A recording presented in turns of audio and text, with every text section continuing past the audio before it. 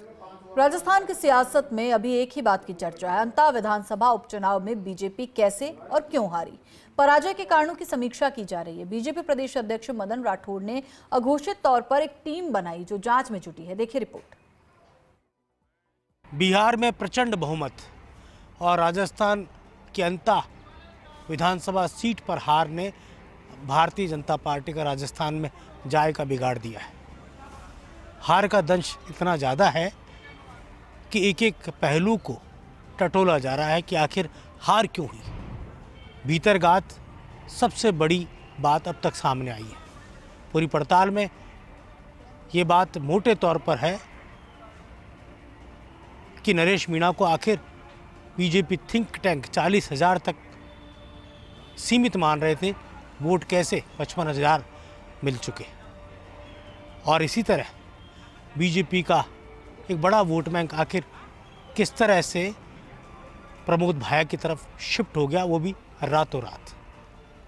आइए सुनाते हैं अंता उपचुनाव में जीत और हार के विश्लेषण से जुड़ी कहानी। हाड़ौती का अंता विधानसभा उपचुनाव प्रमोद जैन भाया की जीत के साथ साथ इस बात के लिए जबरदस्त चर्चा में है कि सत्ताधारी दल की यहां हार क्यों और कैसे हुई। 2 साल पहले 2023 में हुए चुनाव में भाजपा के कंवरलाल मीणा को 87,390 यानी कि 49.99% वोट मिले थे, जबकि कांग्रेस के प्रमोद जैन भाया को 46.64%, कुल 81,529 वोट मिले थे। प्रमोद जैन भाया करीबी अंतर से चुनाव हार गए थे।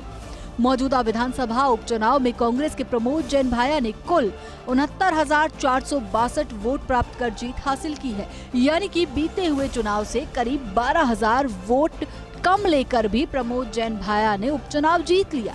यही बीजेपी की जांच का विषय है, क्योंकि BJP think tank Naresh Meena को 40 से 45,000 वोट मानकर चल रहा था, लेकिन नरेश 10,000 अधिक वोट ले गए।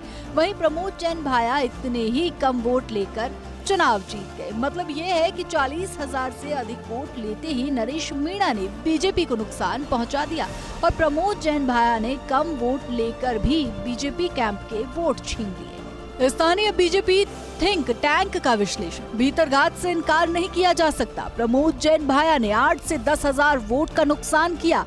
इतने ही वोटों से नरेश मीणा ने भी नुकसान पहुंचाया। निर्णायक धाकड़ वोट बैंक में बड़ी सेंध लगी।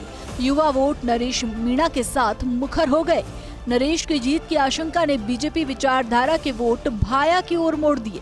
ये तो मुख्यमंत्री भजनलाल शर्मा और पूर्व सीएम वसुंधरा राजे ने चुनाव संभाल लिया। मोरपाल सुमन के चुनाव में पर्याप्त समय देकर चुनावी रणनीति को संभाल लिया। मुख्यमंत्री भजनलाल शर्मा और वसुंधरा राजे की मौजूदगी नहीं होती तो पराजय बड़ी हो सकती थी।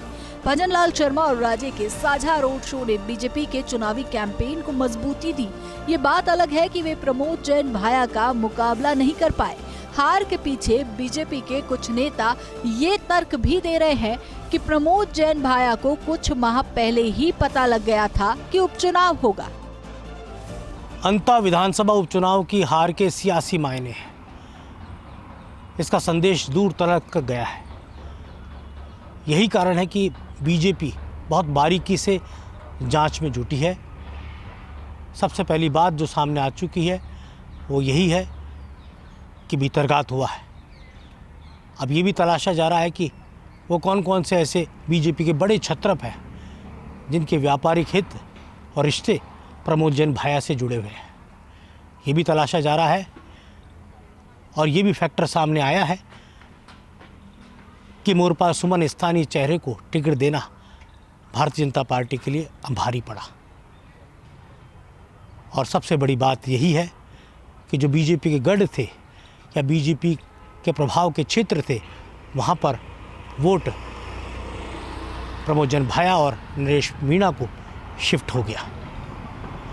कैमरा जर्नलिस्ट यश के साथ योगेश शर्मा, फर्स्ट इंडिया, जयपुर।